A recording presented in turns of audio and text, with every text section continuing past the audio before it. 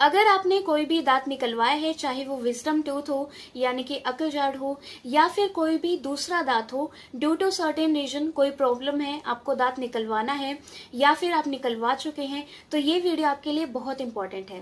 क्योंकि आज के इस वीडियो में हम डिस्कस करने वाले हैं कि अगर आपको कोई भी दांत निकलवाना है तो उससे पहले आपको किन किन चीजों का ध्यान रखना है, और अगर आप दांत निकलवा चुके हैं तो उसके बाद आपको किन किन बातों को फॉलो करना है। ठीक है, तो चलिए वीडियो स्टार्ट करते हैं। पर वीडियो स्टार्ट करने से पहले अगर आप चैनल पे नए हैं तो चैनल को नीचे सब्सक्राइब जरूर कर लें और उसी के साथ बेल आइकन जरूर प्रेस कर लें ताकि आने वाले हर नई वीडियो की अपडेट आपको मिलती रहे। तो चलिए वीडियो स्टार्ट करते हैं। तो सबसे पहले किन बातों का आपको ध्यान रखना चाहिए अगर आप डेंटिस्ट के पास जा रहे हैं दांत निकलवाने के लिए। तो जब भी आप डेंटिस्ट के पास जाते हैं उससे पहले एक बार ब्रश अच्छे से करके जाएं एंड गार्गल यानी कि कुर्ला भी है अच्छे से करके जाएं ताकि आपकी ओरल कैविटी जो है वो साफ हो। ठीक है, and the most important thing, जब भी दांत निकालने से पहले डॉक्टर आपसे पूछते हैं कि आपको कोई भी बीमारी नहीं है पहले या फिर कोई भी आपकी दवाई नहीं चल रही है, तो इन सभी के बारे में आपको अच्छे से बताना है। अगर आपकी हाइपरटेंशन या फिर डायबिटीज, थायराइड या फिर एंडोकार्डाइटिस, कोई भी स्टंट अगर लगे हैं, इन सभी के बारे में आप पहले डेंटिस्ट को बताएं ताकि वो उनके अकॉर्डिंग आपको दवाई दे सके। ठीक है, तो ये थी बातें जो दांत निकलवाने से पहले आपको फॉलो करनी चाहिए। इन बातों का जरूर आपको ध्यान रखना चाहिए। अब डिस्कस करते हैं दांत निकालने के बाद आपको क्या क्या फॉलो करना चाहिए।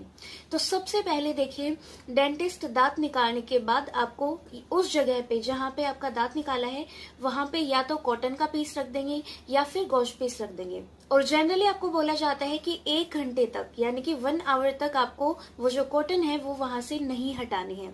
ठीक है, तो बेसिकली इसका मतलब क्या होता है, 1 घंटा जो होता है दांत निकालने के बाद का, उस टाइम पीरियड में आपका ब्लड क्लॉट जमता है यानी कि खून का थक्का वहां पे जमता है, उसको वहीं पे स्टेबल रखने के लिए ताकि फ्यूचर में हीलिंग वहां पे अच्छे से हो जाए, इसलिए आपको 1 घंटे तक कम से कम वहां पे कॉटन रखनी होती है। ठीक है, अब सेकंड बात, 1 घंटे के बाद जब आप उस कॉटन को हटाएंगे उसके बाद नई कॉटन आपको नहीं लगानी है। ठीक है, उसके बाद आपको जनरली बोला जाता है कि आप आइसक्रीम खाइए। आइसक्रीम भी बिल्कुल प्लेन होनी चाहिए, उसमें कोई ड्राई फ्रूट्स नहीं होनी चाहिए, काजू बादाम या फिर चोको चिप्स, मतलब कोई भी ऐसी हार्ड चीज उस आइसक्रीम में नहीं होनी चाहिए जिससे आपकी उस जगह पे ट्रोमा हो सके। ठीक है, ये बेसिकली आपको क्यों प्रेफर की जाती है, इससे आपको आराम मिलता है। ठीक है, तो जो कप वाली प्लेन आइसक्रीम होती है वो जरूर खाइए। उसके बाद आपको जितनी भी दवाइयां आपको प्रेस्क्राइब की जाती है, जितनी भी दवाई आपको बोली जाती हैं, वो जरूर सही समय पे आपको लेनी है। जनरली क्या होता है, आपको दांत निकालने से पहले आपको लोकल एनेस्थीसिया दिया जाता है ताकि उस जगह पे आपका वो एरिया जो है वो सुन्न हो जाए और आपको पेन फील ना हो। अब इतने टाइम पीरियड बाद आपको जो एलए दिया था, लोकल एनेस्थीसिया दिया था, उसका इफेक्ट धीरे धीरे कम होता जाता है तो आपको पेन फील होना शुरू होने लग जाता है। इसीलिए आपको पेन किलर्स दी जाती हैं। आपका इन्फेक्शन ना फैले इसलिए आपको एंटीबायोटिक्स दी जाते हैं। तो इन दवाइयों को सही समय पे आपको लेना होता है। ठीक है, तो ये हो गया दवाइयों का कोर्स। और जितने टाइम के लिए आपको दवाइयां दी गई हैं, चाहे वो 3 दिन के लिए दी गई हैं, चाहे 5 दिन के लिए दी गई हैं, उनको आपको बीच में बिल्कुल नहीं छोड़ना है। इससे बेसिकली आपका इन्फेक्शन कंट्रोल होगा क्योंकि एंटीबायोटिक्स प्रिस्क्राइब की जाती हैं, पेन कंट्रोल होगा। ठीक है ना, तो ये चीजें आपको प्रॉपर फॉलो करनी है। अलोंग विद दैट अब बात करते हैं कि क्या आपको करना चाहिए और क्या नहीं करना चाहिए। तो सबसे पहले वो बातें डिस्कस कर लेते हैं जो आपको बिल्कुल भी नहीं करनी है। ठीक है, तो सबसे पहले जो लोग सोचते हैं कि भाई मैं गर्म पानी से या फिर थोड़ी सी सिकाई कर लेता हूँ इस जगह की, वो ठीक हो जाएगा, तो ऐसा बिल्कुल नहीं है। आपको गर्म पानी से बिल्कुल भी सिकाई नहीं करनी है क्योंकि उससे आपकी ब्लड सप्लाई जो है वो बढ़ जाती है, ब्लीडिंग वहां पे काफी बढ़ जाती है और हीलिंग में काफी इफेक्ट आता है। ठीक है, तो इसलिए क्या करें, इसके अपोजिट यानी कि ठंडे पानी से आप वहां पे सिकाई कर सकते हैं। तो जनरली एक कपड़े में आप थोड़ी सी आइस रखिए, आइस को डायरेक्ट अप्लाई मत कीजिए, एक कपड़े में रखिए और वहां पे जिस एरिया पे आपका दांत निकाला गया है बाहर की तरफ से उसको लगाए। इससे आपकी ब्लड सप्लाई भी कंट्रोल में होगी और आपको आराम भी मिलेगा। अलोंग विद दैट 1 घंटे से पहले आपको वो कॉटन बिल्कुल नहीं हटानी है, वो आपकी ब्लीडिंग को कंट्रोल करेगा। अब तीसरा पॉइंट, 1 दिन तक यानी कि 24 घंटे तक आपको कुर्ला नहीं करना है। जो भी आपको आपके मुंह में लार आते हैं, सलाइवा आता है, उसको आपको ना तो थूकना है ना ही आपको मुंह में रखना है। तो इसलिए आपको क्या करना है, जो आपके मुंह में लार बन रही है उसको आपको अंदर लेना है। अब जनरली पूरे दिन में जो भी हमारे मुंह में सलाइवा बनती है उसको हम बार बार तो स्पिट आउट नहीं करते हैं, उसको हम अपने अंदर गिटकते हैं, राइट। तो इसीलिए आपको जो भी आपके मुंह में लार बन रही है वो आपको स्वेलो करनी है, गिटकनी है, अंदर की तरफ लेनी है, बार बार थूकना नहीं है, ठीक है। अलोंग विद दैट जो अभी मैंने आपको बताया 24 घंटे तक आपको बिल्कुल भी कुर्ला नहीं करना है, क्योंकि अगर आप प्रेशर लगाएंगे, जल्दी जल्दी कुर्ला करेंगे तो उससे आपके ब्लड क्लॉट पे, जो आपका खून का थक्का जमा था उस पे प्रेशर बन सकता है, वो हट सकता है। वो अगर हट गया तो फिर हीलिंग कैसे होगी, हीलिंग नहीं होगी तो आपको ही परेशानी आएगी। तो इन बातों का आपको खास तौर पे ख्याल रखना है। अब बात करते हैं कि दांत निकलवाने के बाद आप क्या क्या खा सकते हैं और क्या क्या आपको नहीं खाना है, ठीक है। तो खा सकते हैं, इसमें क्या क्या लिस्ट में आते हैं। एक तो जो डाइट होनी चाहिए वो गर्म नहीं होनी चाहिए, ठंडा होना चाहिए, और दूसरा सॉफ्ट होना चाहिए। ठंडा इसलिए होना चाहिए ताकि ब्लीडिंग वहां पे ना हो, क्योंकि जब भी हम गर्म लेते हैं तो वहां पे ब्लड सप्लाई बढ़ जाती है, स्वेलिंग हो जाती है, ब्लीडिंग होने के चांसेस बढ़ जाते हैं। इसलिए कम से कम 1 या 2 दिन के लिए, ठीक है ना, 1 या 2 दिन में पर्टिकुलरली आपको ठंडी चीजें खानी है। ठंडी का मतलब ये भी बिल्कुल नहीं है कि आप फ्रीज में रख के ही खाएं। नॉर्मल जो हमारी यहाँ पे अगर आपने रख दिया है दलिया खिचड़ी जो भी है और वो यहाँ पे ठंडा होने के लिए रख दिया है, थोड़ी देर बाद आप उसको खा सकते हैं। सॉफ्ट डाइट में क्या क्या ले सकते हैं आप, खिचड़ी, दलिया, ब्रेड, मिल्क। तो ये सॉफ्ट चीजें आपको खानी है कम से कम 1 या 2 दिन तक, क्योंकि अगर आप कोई भी हार्ड चीज खाते हैं, कोई सख्त चीज खाते हैं अगर, तो वो उस जगह पे परेशानी करती है, ट्रोमा करती है, जिसकी वजह से फिर से आपको पेन फील होगा। इसलिए सॉफ्ट डाइट एंड ठंडी डाइट आपको लेनी है। उसके अलावा जूस आप पी सकते हैं, ठीक है ना, पर हाँ ध्यान रहे कि आपको स्ट्रो, कुछ लोग स्ट्रो के साथ जूस पीते हैं, स्ट्रो के साथ आपको कुछ भी नहीं पीना है, एक एक घूट करके, एक एक सिप करके पिए, ठीक है। अलोंग विद दैट आइसक्रीम आप जरूर खा सकते हैं। अब डिस्कस करते हैं क्या नहीं खाना है। तो 2 चीजें आपको पता चल रही हैं कि एक तो गर्म चीजें नहीं खानी है और एक आपको कोई भी हार्ड चीजें यानी कि जो सख्त चीजें होती हैं वो बिल्कुल नहीं खानी है। उसके अलावा कोल्ड ड्रिंक्स यानी कि जिनमें भी केमिकल्स होते हैं, जो भी फ्रूटी वगैरह होते हैं इनमें भी केमिकल्स होते हैं, तो ये चीजें आपको नहीं पीनी है, ठीक है। जूस पिए आप, वो बहुत अच्छा होता है, पर वो भी स्ट्रो के साथ नहीं पीना है, आपको सिप सिप करके ऐसे पीना है, ठीक है। और ध्यान रखिए जो भी आप खाना खाएंगे वो बिल्कुल सिंपल होना चाहिए, मसाले, मिर्च ये सब भी बिल्कुल नहीं होनी चाहिए, अदरवाइज से उस जगह पे इरिटेशन करेंगे और आपको पेन फील होगा, ठीक है।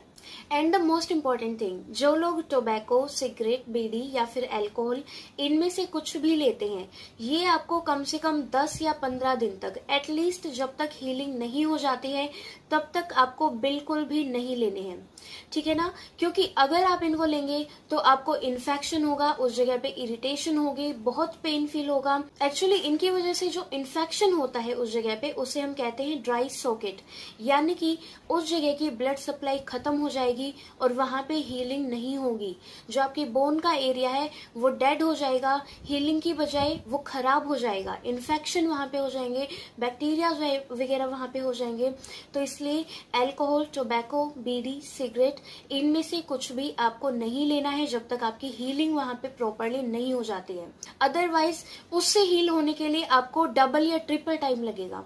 तो इसलिए बेटर है कि इन चीजों से आप दूर रहें जब तक एटलीस्ट आपकी हीलिंग प्रॉपर नहीं हो जाती है, ठीक है। अब जो मैंने आपको बताया कि 1 दिन तक आपको ना ही कुर्ला करना है यानी कि गागल करने हैं, ना ही आपको ब्रश करनी है, ठीक है। आप नॉर्मली फिंगर से ही मसाज कर सकते हैं, फिंगर से क्लीन कर सकते हैं, पर ब्रश आपको नहीं करनी है। अदरवाइज ट्रोमा हो सकते हैं, ट्रोमा के चांसेस बढ़ जाते हैं, इंजरी हो सकती है उस साइड पे, एंड वहां पे जो ब्लड क्लॉट बना था उसकी भी इंजरी हो सकती है। तो इसलिए 1 दिन के बाद अब आप यहाँ पे गर्म पानी में थोड़ा सा नमक डाल के कुर्ले कर सकते हैं, आधा गिलास गुनगुना पानी लीजिए, उसमें हाफ टी स्पून सोल्ट डालिए और उसके कुरले आपको एटलीस्ट दिन में 4 या 5 बार करनी है। ठीक है, ये बेसिकली आपका इन्फेक्शन कंट्रोल करेगा। और जो ब्रश है वो बिल्कुल सॉफ्ट होनी चाहिए। 1 दिन के बाद ही आपको फॉलो करने हैं। ठीक है ना, 1 दिन से पहले आपको बिल्कुल भी गार्गल नहीं करने हैं, ब्रश भी नहीं करनी है। फिंगर से सॉफ्टली आप क्लीन कर सकते हैं ओरल कैविटी को। 1 दिन के बाद आप गार्गल कर सकते हैं। अलोंग विद दैट, दवाइयों के साथ साथ, दवाइयां तो आपको सही समय पे लेनी ही लेनी है, उसके साथ आपको माउथ वॉश भी दिया जाता है। अब माउथ वॉश की जो बॉटल होती है उसके ऊपर ढक्कन होता है, कैप होती है। उस कैप में 1 कैप आपको माउथ वॉश लेना है और 1 कैप पानी लेना है। इन दोनों को एक बाउल में या फिर एक गिलास में मिला लीजिए, उससे आप आराम आराम से गार्गल कीजिए। और ये भी 1 दिन के बाद आपको करने हैं। जब से आप स्टार्ट करते हैं, सुबह और शाम 2 टाइम करने हैं आपको। ठीक है, और गार्गल करने के बाद आपको आधे घंटे तक कुछ भी खाना या पीना नहीं होता है। और ये माउथ वॉश जो है ये आपको केवल 15 दिन ही यूज करना है। 15 दिन के बाद आप इसको बंद कर दीजिए।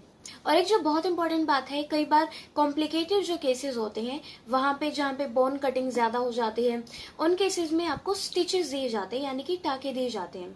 ये बेसिकली जो आपकी जिंजाइवा है वो जो कट की है, ये जो दोनों फ्लैप्स हैं, इन दोनों को एक साथ लाने के लिए, ताकि ये प्रॉपर हीलिंग हो जाए। ठीक है, तो ये जो स्टिचेस होते हैं, टाके होते हैं, ये एब्जॉर्ब नहीं होते हैं। तो इसलिए 1 हफ्ते बाद आपको डॉक्टर के पास जरूर जाना है और अपने जो ये स्टिचेस हैं, टाके हैं, ये कटवा के आने हैं। और दांत निकलवाने के 4 या 5 दिन बाद अगर बहुत ज्यादा आपको पेन होता है, फाउल स्मेल अगर आती है, यानी कि दुर्गंध आपके मुंह से आती है, तो इन केसेस में आपको डेंटिस्ट के पास जरूर विजिट करना है। क्योंकि जनरली कुछ केसेस में जो लोग टोबैको, बीड़ी, सिगरेट या फिर अल्कोहल लेते हैं, उस एरिया की ब्लड सप्लाई नहीं अच्छे से हो पाती है, जिसकी वजह से वो एरिया डेड हो जाता है। मैंने आपको थोड़ी देर पहले बताया था, इस कंडीशन को हम कहते हैं dry socket.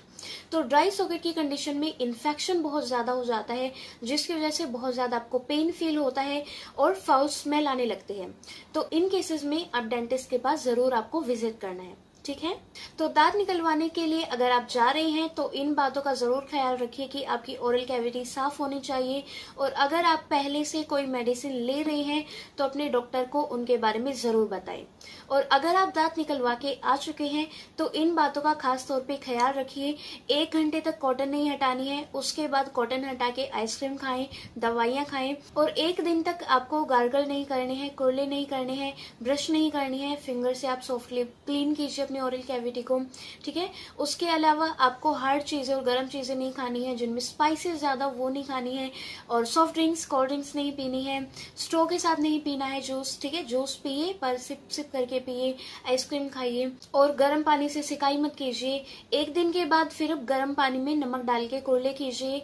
And mouth wash जो दिया है उसको फॉलो कीजिए। और माउथ वॉश को 15 दिन तक ही यूज करना है, उसके बाद बंद कर देना है।